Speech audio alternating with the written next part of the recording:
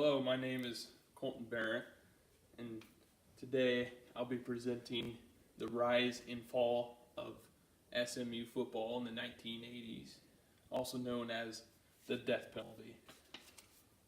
In 1976, SMU was looking for a change and hired Ron Meyer. Ron Meyer was the previous coach at UNLV.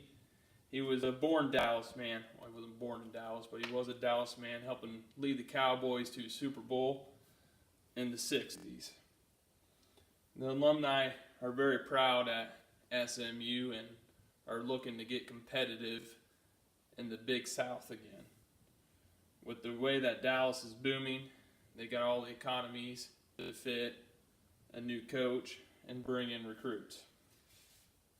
To Ron Meyer, recruiting is winning. It is said that Ron Meyer would visit upwards to 50, even more recruits a year on in-home visits. This was unheard of for the day and age of college football. The areas he would focus on recruiting were Dallas, Houston, and parts of East Texas. In Ron Meyer's first 3 seasons, he went a combined 11, 21, and 1, which wasn't great. But then in 1979, his luck started turning around. 1979, the state of Texas had 2 big-time running back recruits coming out of the state, and Eric Dickerson and Craig James. Eric Dickerson is from Sealy, Texas, which is right in the heart of Aggie land.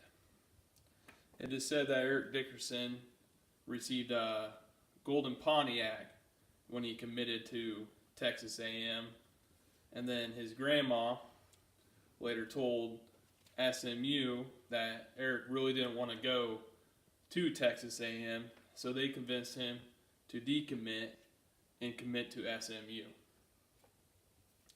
Craig James was the other big-time recruit, and getting his commitment was no easy task either. With the recruitment of Dickerson, Craig James wasn't so sure he wanted to attend SMU, and Paul Behrendt, the coach at Alabama, knew this information and started recruiting Craig James hard. It is said that the only reason Craig James stayed at SMU is because that's where his future wife was attended, and Paul Behrendt failed at getting her to transfer to Alabama. In 1979, with these new recruits, Ron Meyer's season got a little bit better, but not much. He went 5-6. And then in 1980 is when the official term, the Pony Express, started. It was the 7th game of the season, and there wasn't much running room for the 2 prize running backs. So Ron Meyer made a coaching change at halftime against Texas and switched to the option attack and put in quarterback Lance McKinney. The lanes, they said, just started opening up, and SMU ran all over Texas and ran all throughout the next season. They finished that season with a winning record for the first time in about 10 years and went 8-4 with the appearance in the Holiday Bowl. But that season did not come without consequence. The NCAA ended up putting SMU on probation for the 1980 and 81 season. 1981, SMU went 10-1, but that is also the season that Ron Meyer decided to leave. He felt that the NCAA was breathing down his back, and he had a great opportunity with the New England Patriots. So looking for a new coach, they hired a guy named Bob Collins out of Southern Mississippi in 1982. He really didn't know the mess that Ron Meyer had left him, and he came into SMU and it was already out of control. But in 1982, SMU did win the Cotton Bowl after an undefeated season. They did have one tie during the season.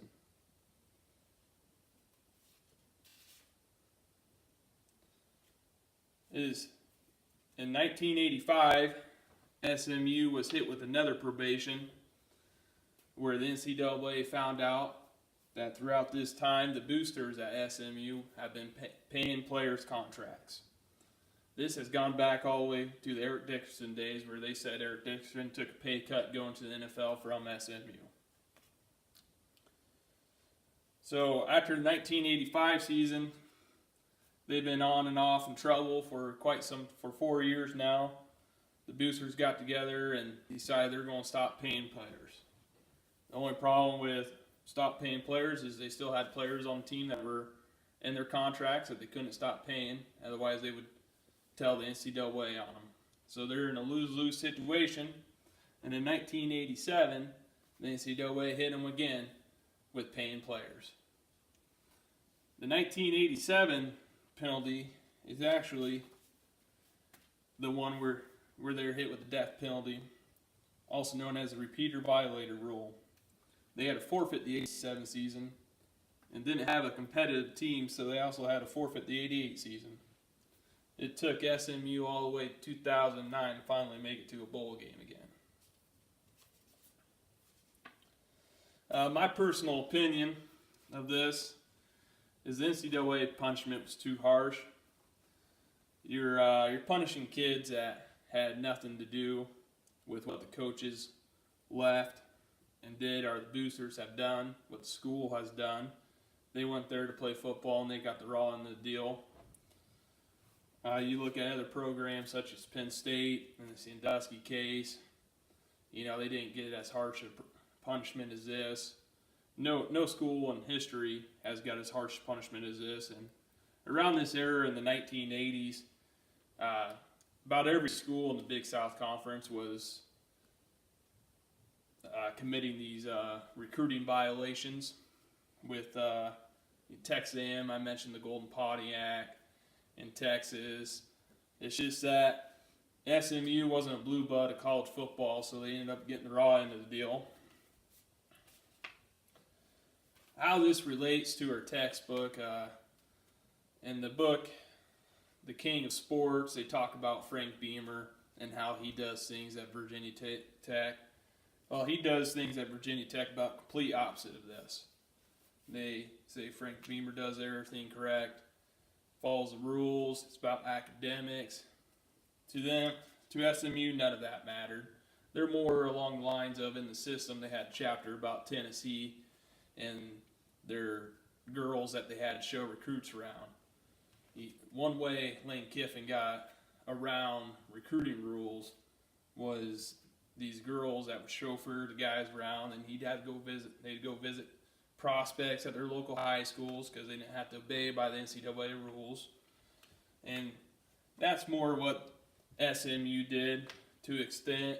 Tennessee didn't take as big as a shortcut or commit as big as crimes, but nonetheless, it's not morally right.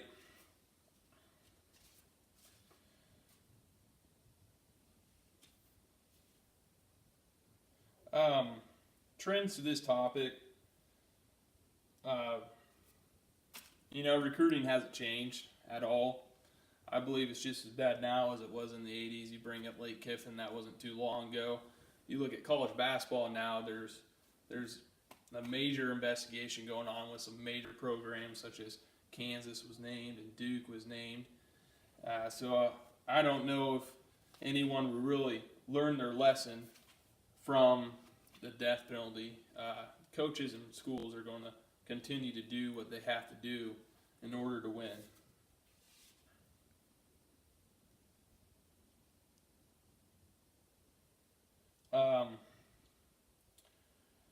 Develop as a sport and recreation management professional.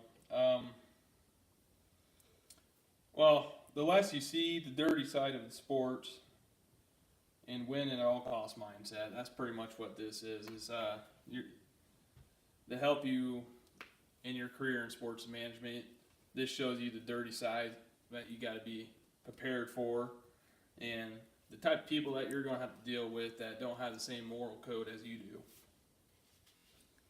What is the practical application of this topic issue to this field?